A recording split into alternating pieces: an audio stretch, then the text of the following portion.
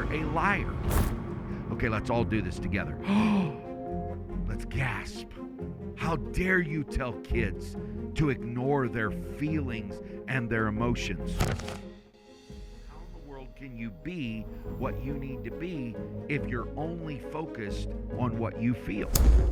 Thank you for leaving questions in the comments. This week we've got a question about what Bible translations do you read? Just any one of them that you read. What's your favorite? Why is that your favorite? NASB. Okay. So I'm typically going to read, I'm going to work through whatever in Greek and Hebrew, which I read at like one of them maybe a first, second grade level. So it takes me a lot of tools and a lot of time. And Hebrew I'm a little bit better at, so I can do that a little quicker. But as far as translation goes, I would say between ESV, because a lot of people use ESV. Like if I'm teaching Bible study, ESV, they'll use. So I always try to read to see what.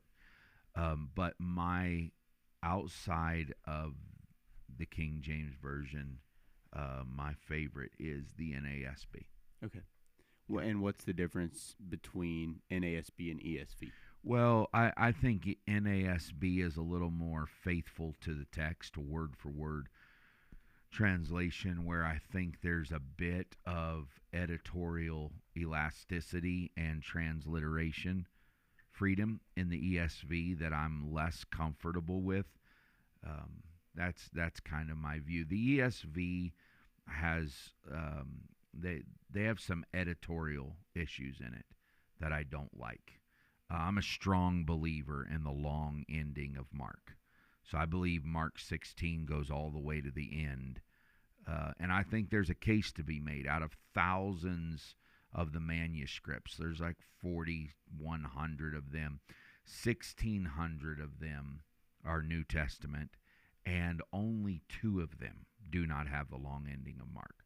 So I think it's a mistake to cut that out, because I see the theology of Mark 16 being a long version of how Matthew ended the Great Commission and how Jesus sent and commissioned his 70 disciples in Luke chapter 10. If you take Luke chapter 10 and compare it verse by verse, point by point, it's Mark 16. Okay. And so there's a case to be made for that. And I think the ESV has editorial license I'm uncomfortable with. Okay. But NASB would be that's my go-to study Bible. All right.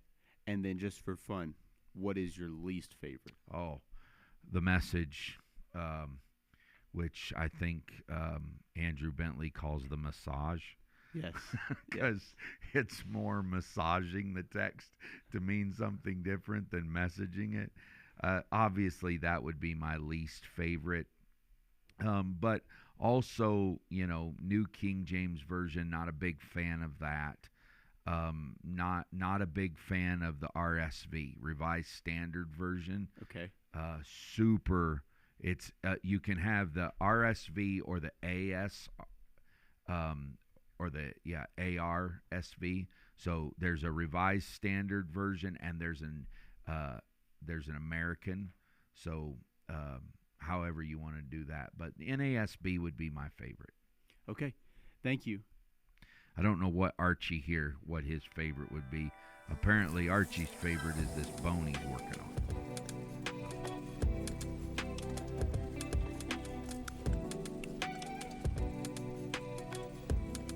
Welcome back to today's episode.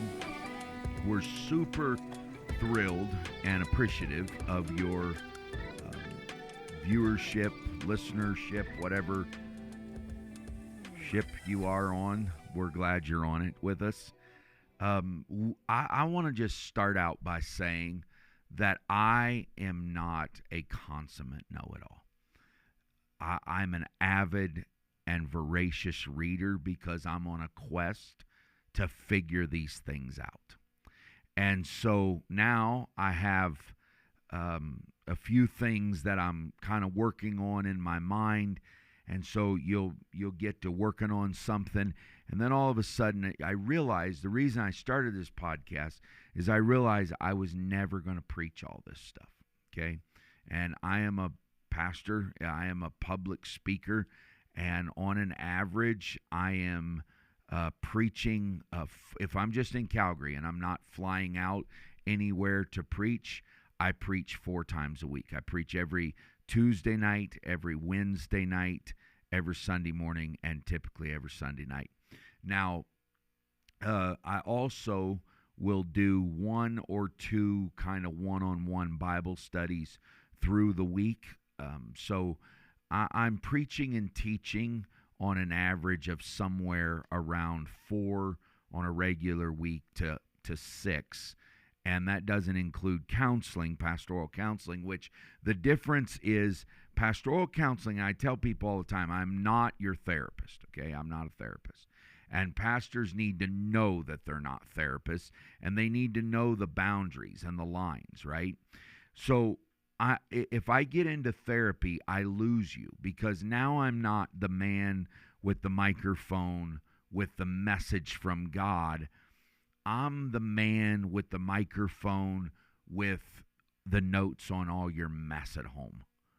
Okay, and so then there's a cognitive disassociation there that says, is he really operating in the Spirit? Is that really the Word of God, or is he just regurgitating and ruminating on my issues? Okay, so that's kind of the idea there, is that you got to be careful, because we're not therapists, and to do therapy is outside of the purview of our calling. However, I'm solving for problems. I'm solving for problems within our society. And I'm seeing that, I have no problem. Like I tell, counselors and therapists who are great family therapists, right? You have marriage therapists, you have family therapists, you have anger management therapists, you have sexual addiction therapists. Now, we have a lot of those type of people on staff at Truth Church, and they do the therapy part of it, okay? I don't really do that. Now, in saying that I'm not a therapist and you need to find a therapist doesn't mean that I, as a thinking, reading, studying student of culture, just resign myself to, okay, then therapy, if you're not a therapist, then every therapist is more qualified than you. I wouldn't say amen to that, because there is a lot of work being done that substantiates and authenticates that there is bad therapy, okay? Now, we're living in a culture, I don't know what they want to call them. I'm not going to name out one generation, because I think Gen Z and I think Gen X and all that stuff and millennial, I think they get weary with that, right? I feel like they're nomenclature fatigue. Like they're tired of just being a label and a nickname that, because we found research that says Gen Z does this. Well, let me explain to you something about research. You can find research to back up any opinions you have, okay? So what you got to do is you got to figure out what is good research and what is bad research, okay? And so today, what I'm going to do in these next few episodes is I'm going to take parenting and child rearing. I'll leave childbearing and all of that to other therapists, but I'm going to do a little bit on child rearing today. And I do want to critique all of our generation. Doesn't matter if you're Gen X or, all the way up to Gen Z or whatever else there is.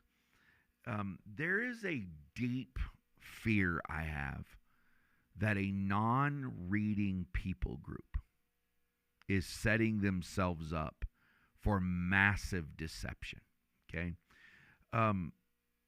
I want to talk a minute.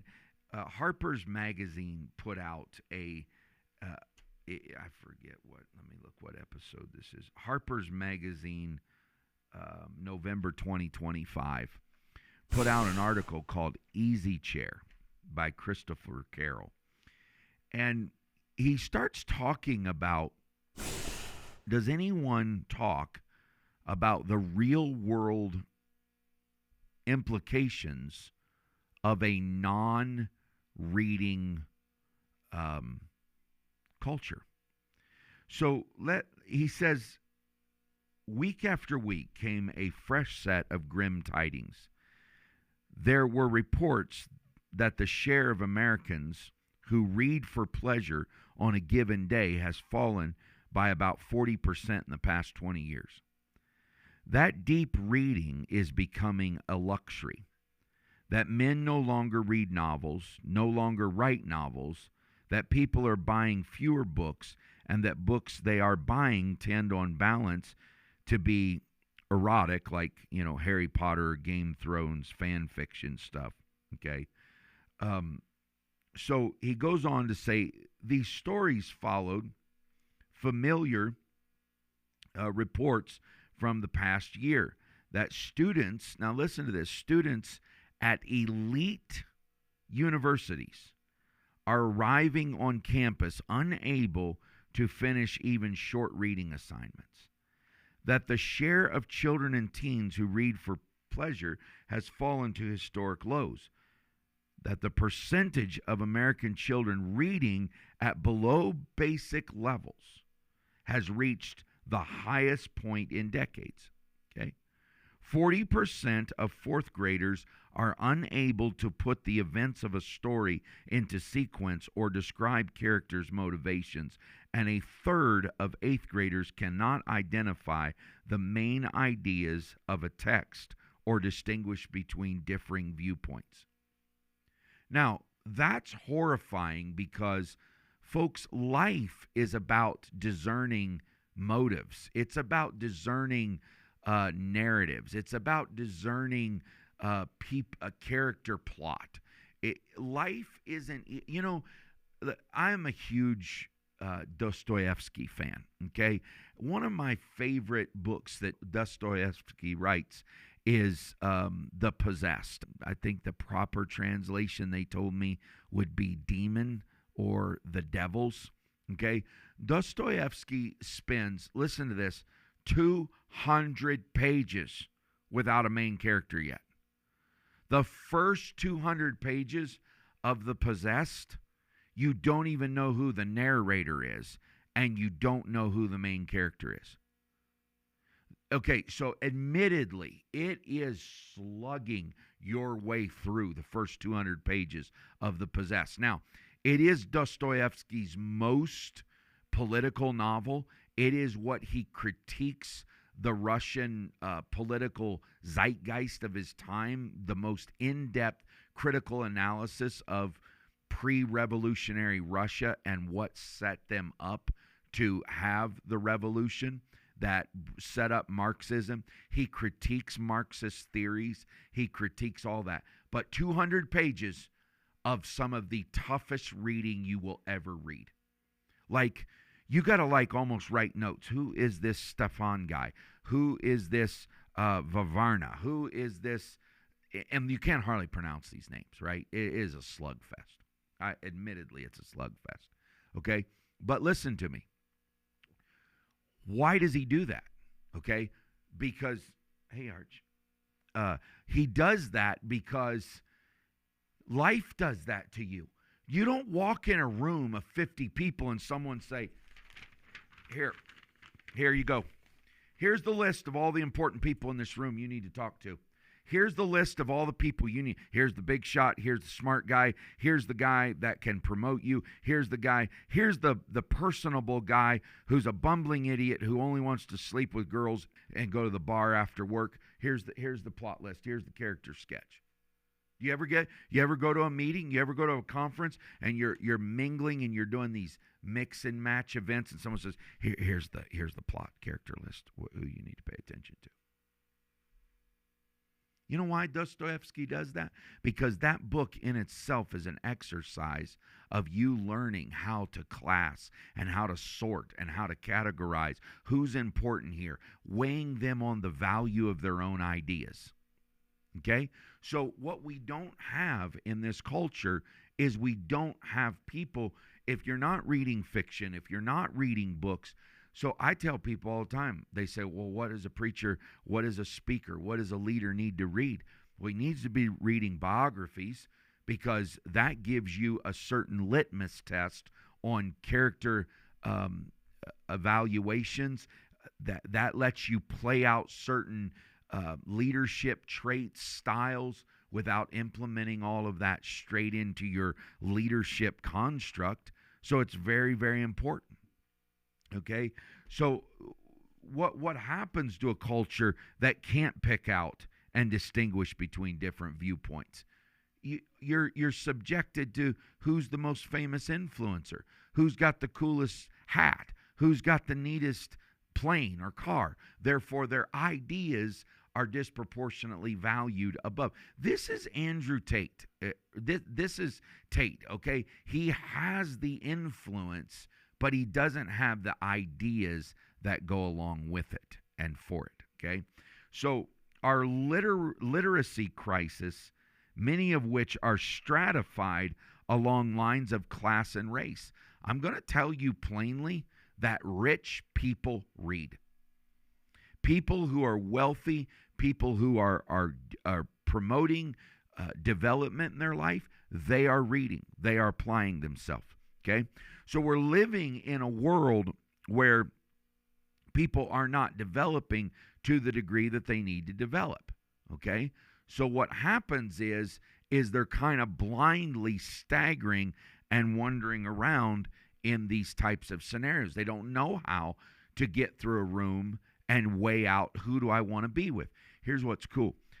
Anybody ever you start a new job and you get wrapped up with someone, and then you look across the room and you're like, oh, they're the cool people. I should have been with them, or they're the smart people, or they're the dedicated people. And you have to realign. Anybody go to a new school and you start running with people and realize, were really friendly people, but they're all just, pornosexuals sitting in their mom's basement, won't go outside of themselves, and won't learn how to have a life with others. So yeah, this isn't the direction I want to go. I want to go somewhere else. And you have to realign who you're associating yourself with. Well, reading stuff like the first 200 pages of Dostoevsky, part 1 of Dostoevsky, will help you do that, because you'll constantly be going, okay, this is the important guy I need to listen to. And then he'll say something and you're like, oh, that's Marxist. So this guy's the Marxist in the deal. And you got to back away and say, okay, who do I like? Well, there may be someone who's less likable, that their ideology has greater valuation. Okay? So you're constantly divesting and investing. And then sometimes you put a small investment on a character in Dostoevsky, and then you realize after an argument or after a discussion, wow, this guy's kind of a dud to read about, but wow, I want to be married up to this kind of ideology. So girls need to read fiction, long-form fiction as well. They don't just need to read the books that come right out of the gate. Okay, bad guy tried to do this, good guy shot bad guy there. I know everything black and white. Find me a world where you know black and white on page 1 who's the good guy and who's the bad guy. It doesn't exist. Okay? So let me promote some.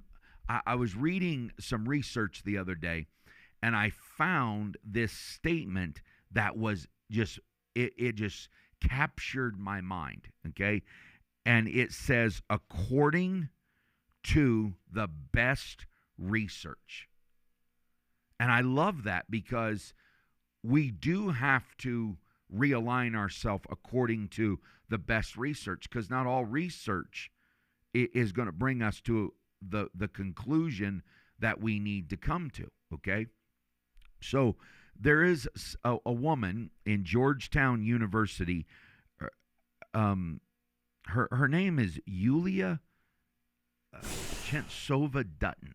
Okay, show her. She's a brilliant woman. Okay, and she does some work in. She heads the Culture and Emotions Lab at Georgetown University. She is an emotions researcher. Okay, she said this. I want you to listen to this. Okay, emotions are highly reactive to our attention to them. Okay, certain kinds of attention to emotions focus on emotions can increase emotional distress. And I'm worried that when we try to help our young adults or help our children, what we do is throw oil into the fire. Okay? So what she's saying is that what we need to do is help put the fire out, not make it worse. And so she makes what to me was a staggering and revelatory comment that emotions are highly reactive to our attention to them. Okay? Now, think about that. If you are emotionally sad or you are emotionally distressed, go ahead and pay attention to that. Obsess about that and see what happens. That emotion subsequently grows. Okay? So here's the problem, is that if we only have good and bad, okay, one thing that we're making a huge mistake on in the feelings, happiness range, okay, is we teach our kids to pay too close attention to their feelings, okay? Your feelings are important, but they are not all important, okay? And so a rich emotional vocabulary can help children describe their feelings. But many of our therapeutic interventions with children, she says, go far beyond supplying that vocabulary. We are basically telling them that this deeply imperfect signal, that is what they are feeling. She calls your feelings imperfect signaling. And I love this because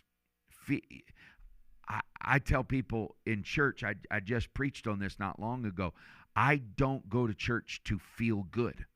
I go to hear preaching, teaching of the Word of God, the elevated Christocentric presentation of the gospel. I don't get that so I can feel good. I get that so I can think right. Okay? Because if I think right, my think right will help my feel good. Okay? But if it's backwards, then that doesn't work. Okay? So she calls your feelings imperfect signaling. She said, let me read it, the quote again, because I stopped and explained what she thinks about imperfect signaling. Okay? So she says, we are basically telling them that this deeply imperfect signal is always valid, is always important to track, pay attention to, and then use to guide your behavior, and you use it as a guide of how you act in a situation. Emotions are not only unstable, they're highly manipulable. Okay, hinting that she could make me feel a certain way, says an interviewer. Okay, because you can manipulate emotion, right? You want to manipulate emotion? Give kids candy. How you feel? I feel great. You're giving me what I want. I feel great. I'm not cleaning my room. We're going to the amusement park. I'm going to be amused all day long at Six Flags. How do you feel? Six Flags happy is how I feel. Okay? What's the signals? Well, there's 6 flags of signals there telling me I'm happy today. Okay? Well, tomorrow you got to set yourself down in your chair. You got to do your homework. You've got to write this book report. You've got to take this and work on this math problem. Not happy. Therefore, my life stinks. Or as some of you guys would use a different word. But that's not true happiness. That's not truly the way that it's supposed to go. Okay, in an individualistic society like ours, we incline toward the erroneous belief that feelings accurately signal where we are in the moment. Feelings are a liar. This is why the Bible says the heart is desperately wicked. Who can know it? What does the Bible talk about when it talks about your heart? Okay. Does the Bible really believe that your heart is your brain? There's a lot of critics, including Richard Dawkins, that laugh and scoff at heart. Okay. But think of iHeartRadio. Think of Heart Talk.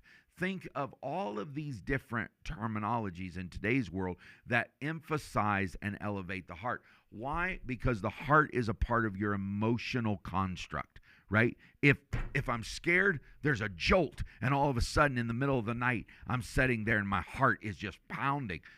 Physically, nothing happened. Mentally, nothing may even happen, but my heart has reacted to my nervous system. My nervous system reacts to my brain, and all of a sudden, the most tangible thing in your world to track your emotions is what? Heart rate. So to say that your heart is not attached to your emotions would be absolutely wrong. That's why you can physically hurt in your heart when you are emotionally distraught. Okay, you can literally have heartbreak or heart issues because of emotional stressors. Okay, if you begin to believe that that is a good way to accurately signal your heart, what is going to happen is you're ultimately going to run around looking for a feel-good rush. Okay, so the anger you feel does not necessarily indicate that you are in the right or that someone treated you unfairly, although your heart rate may indicate to you that there are real problems. Adults should be telling kids how imperfect and unreliable their emotions are. Chensova Dutton says, very often kids should be skeptical that their feelings reflect an accurate picture of the world and even ignore their feelings entirely. Okay, let's all do this together. Let's gasp. How dare you tell kids to ignore their feelings and their emotions? It's actually a very important part. Okay, yes, we're reading what she's saying correctly. A healthy emotional life involves a certain amount of daily repression. You have to stifle yourself. You have to repress some of the wild emotional mood swings that one goes through. Daily repression is important. David does this in the book of Psalms as an exercise. O my soul, why art thou cast down within me? He's talking to himself. Why am I cast down? Okay? Why am I not happy? How is a child, let me just posit this. How in the world can a kid get through a day of school if they never learn to put aside hurt feelings and concentrate on the task at hand? Okay? Oh, sorry. Archie just jumped up to play. Sorry, buddy. How do you've got to focus. Right? That's bad timing right there. I'm playing with my puppy under the table, and I got to focus, right? But if it's all just feel good, and that's the only thing that matters, and all we're doing is just trying to make everybody happy, how will you ever be a good friend if your own feelings are always at every instant front and center? How in the world can you be what you need to be if you're only focused on what you feel? Okay? How will you ever hope to function at work if all you ever think about is your own motives? Okay? All right, now put up Michael Linden. This guy is brilliant, okay? This guy is a professor of psychiatry at Charité University Hospital in Berlin. He thinks that it's a terrible practice to even ask someone, how are you doing? He says, stop asking that. He said, asking someone, how are you feeling, is inducing negative feelings. You shouldn't do that. Okay? He goes on to say, if you track a person's emotion over the course of a day or even a week, happiness is actually a very rare emotion. Okay? Statistically speaking, he said, you are happy very rarely. So, of our 60,000 wakeful seconds each day, only a tiny percentage are spent in a state we could call happy. You have 60,000 seconds in a day, and he says very few of them are happy. Most of the time, at best, we are simply okay. We think that we need to be happy all the time. Dr. Linden says that at best, we're okay. We're fine. Trying to ignore some minor discomfort, like you're feeling tired, run down, upset, stressed out, irritated, allergic, or in pain. Regularly prompting someone to reflect on their current state will, if you're being honest, elicit a raft of negative responses. Okay? So what happens is psychologists have studied the states of mind that tend to make us more successful, whatever the challenge. There are at least two that we can adopt. I love this, okay? This is a major shift. All of us, Truth Talk family, even if you're just checking in on me today, this is stuff we all need to make, okay? There is what is called state orientation and action orientation, okay? There are at least two that we can adopt: action orientation or state. Adopting an action orientation means focusing on the task ahead with little or regulated thought to your current emotional or physical state. A state orientation means you're thinking principally about how you feel yourself, how prepared you feel in that moment, the worry that you feel over a text left unanswered, or a light prickling at the back of your throat, that crick blossoming in your neck. You begin to obsess. Adopting an action orientation, it turns out, makes it much more likely that we will accomplish this task. Okay? So let's go to halftime, and let's get the coach to bring all the players on the field. Name me the coach that gets everybody together at the deal and says, "Hey guys, how's everybody feeling? How you guys, are you happy about your home life? Is your mom nagging you a bit much, or everybody cool? Everybody good?" Name me the coach that does that. No coach does that. You know what he does? He realigns you to action orientation. Okay? Here's what he's doing. He's saying, "Hey, you're going to cover number 11 like you're his shadow. Hey, watch out for penalties. Defense, you're going to put relentless pressure on their QB. Offense, stay ahead. Stay composed. Nice, clean blocks. Focus on the task at hand." Nobody says, "Hey, to start with, are you okay with your parents' divorce? Is that all right? Hey, is that sibling still picking at you and giving you struggle and problems, or are you good? You okay?" Who does that in the middle of a game? Now, is there a place for that? Yes. Let's make an appointment. Let's unpack that. Let's come by during a practice. But when you have to be action-oriented, you can't be state-oriented. Okay? It's a conflicting thing. Okay? No winning head coach asks them to consider their feelings at halftime. State orientation keeps you from being successful in anything, Linden says. Linden wrote, and he said, group therapy, he talks about, by itself has a high rate of side effects, just to start with. Sit in the group and listen to all the problems of other patients. This is burdening. And if you then have to think whether what you hear from the others may also be true for yourself, there is demoralization in it. Okay? He says maybe it'll be an anxiety disorder eventually. You hope that it will become better.